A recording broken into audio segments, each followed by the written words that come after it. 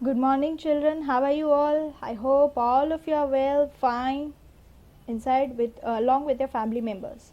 So now, today we are going to start with third chapter in geography. That is, we are going to continue with third chapter in geography. That is our changing Earth.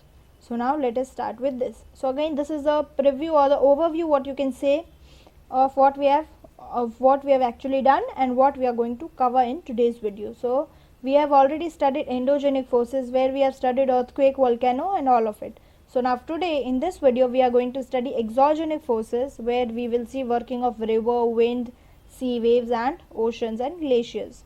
So now let us start with that. So now we are going to study about landforms, different landforms, starting with the major landforms. Now how are these landforms formed by the processes? So there are two processes, that is weathering and second one is erosion. So I repeat, with the help of weathering and erosion, major landforms are being formed, they are taken into consideration. So now how is weathering done? You can see in the image also, weathering is the breaking up of the rocks. So rocks are broken down. So the breaking of the rocks on the earth's surface is what we call weathering. Next is erosion. So now what is erosion? Erosion is the removal of solids.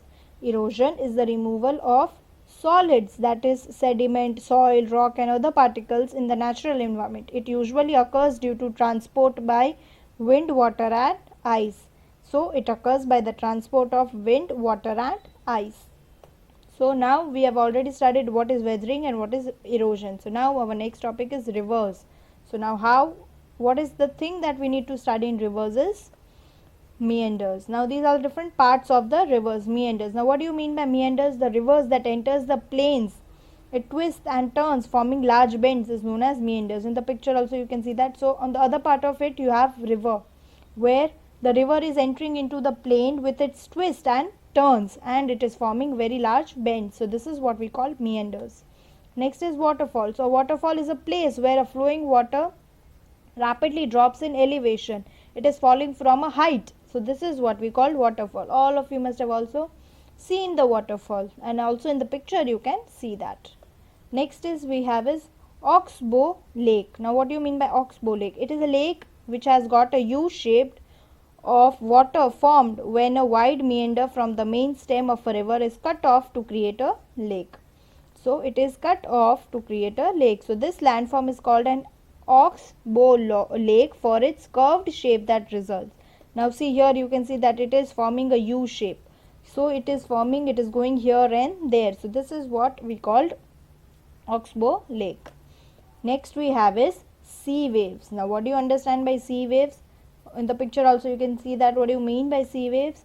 So here we are going to study sea caves. So a sea cave, which is also known as littoral cave, is a type of cave formed primarily by the wave action of the sea. So the primary process is involved in erosion. I repeat, the primary process is involved in erosion. Next is stacks. So these are the different parts which we are going to study under sea waves. Second part is stacks. Erosion, which breaks the roof and only walls are left. These wall-like features are called stacks. In the picture also you can see that. You must have also seen if you have visited any island or so. Here there are just walls like features left, and so these are known as stacks. Next is ice. ICE, ice. Now what do we understand by this ice? So glaciers. A glacier is a large mass of ice moving slowly. A glacier is a large mass of ice which is moving slowly over some land surface or down a valley, formed over long periods from the accumulation of snow in the areas where the snow that falls exceeds that the melts. So this is a very complicated language. I will explain it to you in the simple way. Where there are large rocks gathered, where there is snow and ice, there glaciers are formed. This is what we call glaciers. You can see in the picture also. Last which we have is wind. Now how do wind, what is the use of wind? Here you can see windmill, and with the source of that you can understand that it would be related to windmill, wind energy.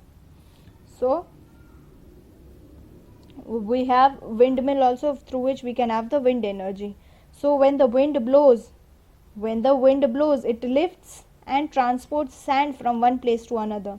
So sand is carried out with the help of wind from one place to another. When it stops blowing, the sand falls get deposited in low hill. So when the wind stops, it starts getting the deposited at a place, and this place is known as sand dunes.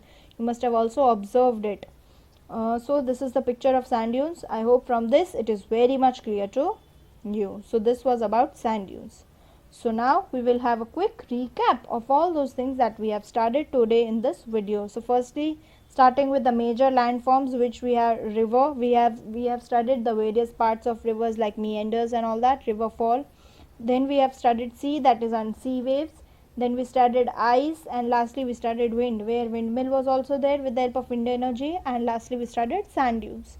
So I hope you are clear with all these things that we have studied today, that we have covered today in this video. So that was it for today. Thank you and have a nice day.